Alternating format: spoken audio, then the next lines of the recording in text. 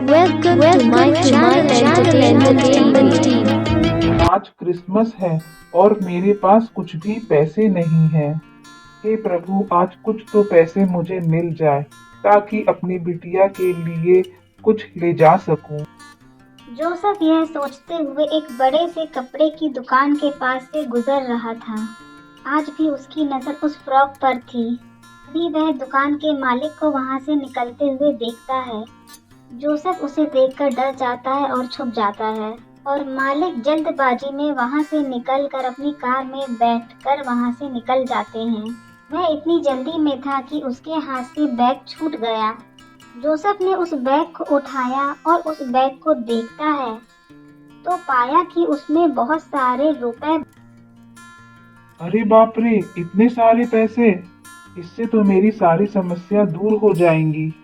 अपनी बच्ची के लिए एक फ्रॉक तो क्या, बहुत सारी फ्रॉक ले सकता हूँ और बहुत कुछ ले सकता हूँ। जोसेफ बहुत खुश तो था, लेकिन जोसेफ के मन में बहुत सारे सवाल भी चल रहे थे। अरे नहीं नहीं, यह ठीक नहीं है। यह पैसे मेरे नहीं हैं। यह उस सेठ के हैं। पता नहीं किस काम के लिए उन्होंने यह पैसे रखे हैं। यह पैसे मैं अपने लिए नहीं ले सकता हूँ। इन पैसों को उन सेठ को जाकर वापस कर दूं।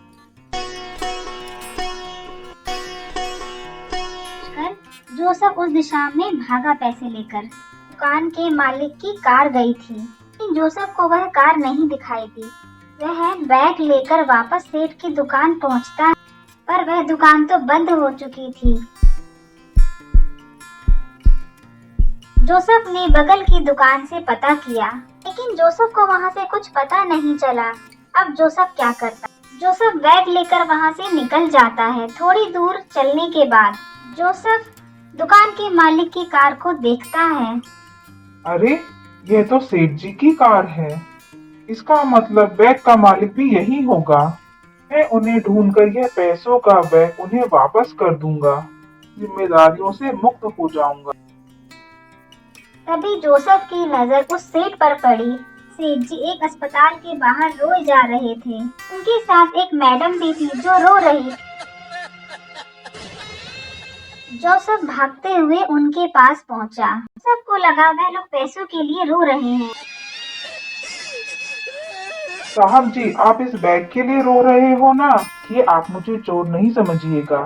आप दुकान से बहुत जल्दी में बाहर निकले तो आपसे यह बैग गिर गया था। उसके हाथों में पैसे का बैग देखकर दुकान का मालिक हैरान हो जाता है। मैं पैसों के लिए नहीं रो रहा हूँ। मेरे इकलौते बेटे का आज एक्सीडेंट हो गया है।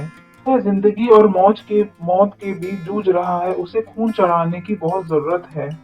हमारा ब्लड ग्रुप उससे मैच नहीं कर रहा है। एक आदमी ब्लड देने को राजी तो हुआ था और बदले में ढेर सारे पैसे मांग रहा था। इस बैग में जो रुपए हैं उसी को देने के लिए थे, लेकिन यहाँ पहुंचकर जब मैंने देखा कि वह बैग नहीं है तो वह आदमी बिना पैसों के वह ब्लड देने को तैयार नहीं हुआ और यहाँ से चला गया। जोसेफ उन साहब की बातें सुनकर बहुत दुखी हो गया। साहब जी, मैं दूंगा आपके बेटे को ब्लड। आप तो मेरा टेस्ट करा लीजिए। हो सकता है शायद मेरा ब्लड ग्रुप आपके बेटे से मिल जाए। जोसेफ का ब्लड ग्रुप साहब के बेटे से मिल गया। जोसेफ ने साहब जी के बेटे को ब्लड दिया। उनका बेटा ठीक हो गया। तुमने मेरे बेटे की जान बचाई। ये एहसान मैं कभी नहीं उतार पाऊंगा, ना ही इसकी कोई कीमत दे सकता हूँ। फिर भी इस बैग में जितने भी रुपए हैं ये सारे तुम रख लो। अरे साहब जी, आप यह क्या कह रहे हैं? जान बचाने वाला तो ईश्वर है, मैं नहीं। मुझे यह पैसे नहीं चाहिए। अगर मैंने आपसे यह पैसे लिए तो मैं ईश्वर को क्या मुंह दिखाऊंगा? नहीं, मैं यह पैसे नहीं ले सकता हूँ। तब मालिक को यह वह दिन याद आया जब उसने जोसेफ को चोर कहकर दुकान से भगा दिया। अफसोस से भरा हुआ मालिक जोसेफ के पैरों में गिर पड़ा और माफी मांगने लगा। मुझे माफ कर दो, मैंने तुम्हें उस दिन बहुत बुरा भला कहा था। जोसेफ वापस अपने घर जाने लगा। लोग धूमधाम से क्रिसमस मना रहे थे। जोसेफ की आंखों में आंसू आ गया जब उसने देखा कि उसके पूरे घर में रोशनी ही रोशनी थी। उसकी बेटी ने वही फ्रॉक पहनी थी जो जोसेफ लेना चाहता था और घरों में रंग बिरंगी लाइटें जल रही थी। जोसेफ यह सब कुछ देखकर बहुत हैरान हो गया था। तब जोसेफ की बेटी ने मेरी ये फ्रॉक कितनी सुंदर है ना, और आज मैंने बहुत सारी मिठाइयाँ भी खाई है। हाँ पापा, आज मैं बहुत खुश हूँ।